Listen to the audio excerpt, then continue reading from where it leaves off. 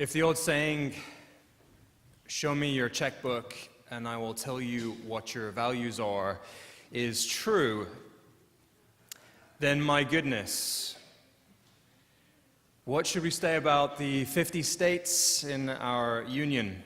For in 38 states out of the 50, the highest paid public employees are ball coaches, either football or basketball coaches, usually earning at least 10 times that of the state governor.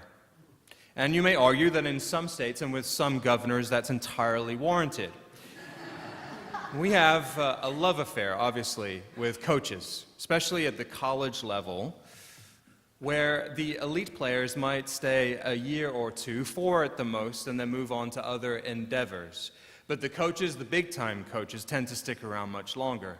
Fans learn about their whims and personalities. They become more than a coach. It is as if, at times, the players weren't all that responsible for throwing the ball or sinking the three-pointer. It's a matter of the coach coaching, motivating, and persuading. Steve Spurrier, known at times as simply head ball coach, was the longtime football coach at the University of Florida and University of South Carolina. He was known as much for his witty one-liners and antagonism towards rival universities in the Southeast as much as he was known for his coaching skills. He held a particular antagonism towards Auburn University in Alabama.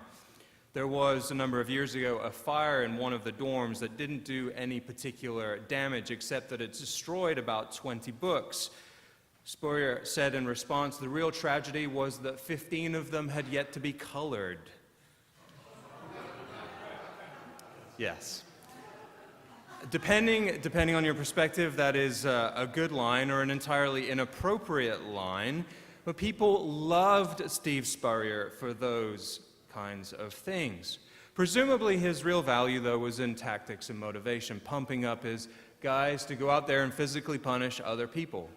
Convince young men that their greatest enemy is the kid from another college who hails from the same place that you do. I went to high school in Ridgefield, Connecticut. Idyllic Ridgefield, Connecticut. And boy, we wanted nothing more than to beat those horrible kids from Wilton that talked like us, looked like us, had the same aspirations as us. But the coach's job was to convince you of the reality of that artificial divide. Now, my point is not to tear ball coaches down, but to wonder aloud at the emphasis that we place on the motivator, the speech giver, the guy with the good one-liners who can pick you up in a moment, help you see the day through, give you the courage to overcome obstacles and see the bigger picture. And in fact, most of us need people like that. I have quotes from William Sloane Coffin and Kierkegaard and Martin Luther King floating around in my head. I've got lines from characters from Netflix series and movies and TV all playing in my head, useful for tackling a problem or inspiring me towards my better self. My son has never seen The Wire, but he knows if you come for the king, you'd best not miss.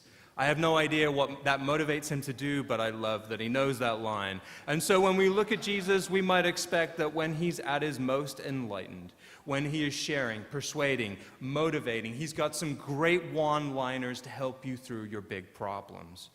Indeed, there are great lines in the Bible that inspire, that help us soar. In the right moment, they can induce almost a euphoria. Let justice roll down.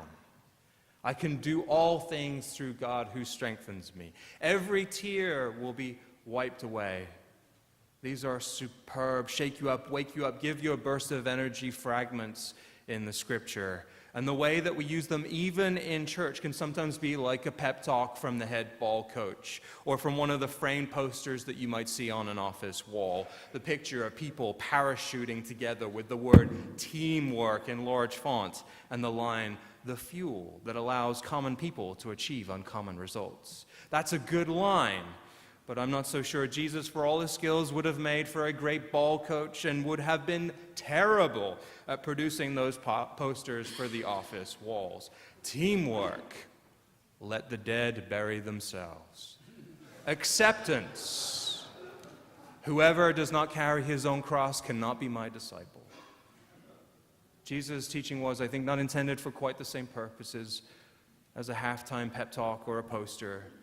Rather, all of this is to shake our foundations. The story of the Transfiguration and the life of Jesus is to reframe reality, claim or reclaim your image. I wanted to use the King James Version today because I enjoyed the translation choices that it makes regarding Jesus' appearance. His raiment was white and glistering. As I said to the children, to glister is to dazzle or sparkle, but in my mind, but better. And because Luke gives us some details about what was said on the mountaintop. Jesus is there glistering away. The disciples, or Peter at least, is losing his mind. Jesus, while glistering, did you see that? He has a chat. He has a little talk with Moses and Elijah. And they, quote, spake of his decease, which he should accomplish at Jerusalem. Man, what a downer. We have all this glistering and people losing his mind, talking about building tents, which doesn't make any sense at all. He doesn't know what to say, so he just starts saying stuff rather than being quiet and wide-eyed. He starts babbling away. They are about to hear the voice of God. This is a fireworks moment, another epiphany on the mountaintop, the zenith, the best of the best moment. And the text says that the prophets and Jesus spake of his decease, which he should accomplish in Jerusalem. Man.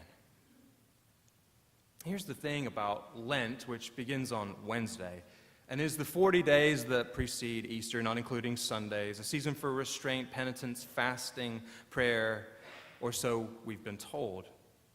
I'm personally not seeing many of us take Lent especially seriously, to be frank with you. It doesn't seem to mean much, even in contrast to how I heard it described to me 20 or so years ago.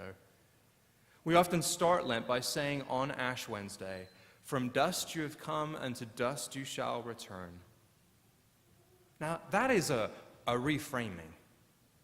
That is a shaking of the foundations. That is a counter-cultural statement. I came from dust, and to dust I shall return? But then it immediately becomes about something else. Giving up a bad habit. Taking something on, like starting afresh with the gym, since it's been a couple of months since the New Year's resolutions faded. Or taking something on that's healthy, volunteering somewhere. These are all good things. But those things, they are attained by pep talks, one-liners, motivational speeches. And so I think the institutional church often seems worried that if we say that Lent is what it is, then we will lose folks along the way. We'll become disinterested. So we've developed speeches and one-liners that talk about chocolate and giving up candy rather than stating it very straightforwardly and trusting Christians with the response. Because Lent, if it is about anything, it is about imitating Jesus, and Jesus knows he's going to die. On this first Sunday before Lent begins, he has a chat with Moses and Elijah on the mountaintop, and it is a great moment of epiphany. It is the text saying, when truth is at its most abundant, most plain, most clear, Jesus dazzles for many reasons, but it is because he is having a frank conversation about his decease. He dazzles, he glisters, he's radiant because, why? Because he knows he's going to die. What an extraordinary claim, except that you and I already know that it's true. That if you want to really live, you'd best really know that you're going to die. This here in Luke 9 is not even the first time it's been acknowledged in Luke's gospel.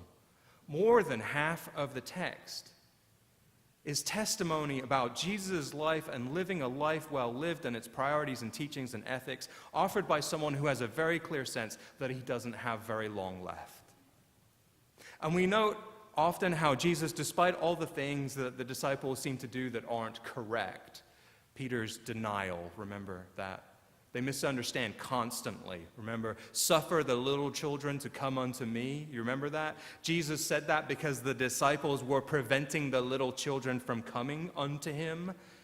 They are at times hopeless. And it goes on and on, them failing him. And yet Jesus doesn't quit on them, invites them to his Last Supper, as we'll observe in a few moments. The people that seem most dense at times, his friends, he perseveres with over and over and over again, with the people that he's close to, who want to be with him, who are a part of his clan. Why?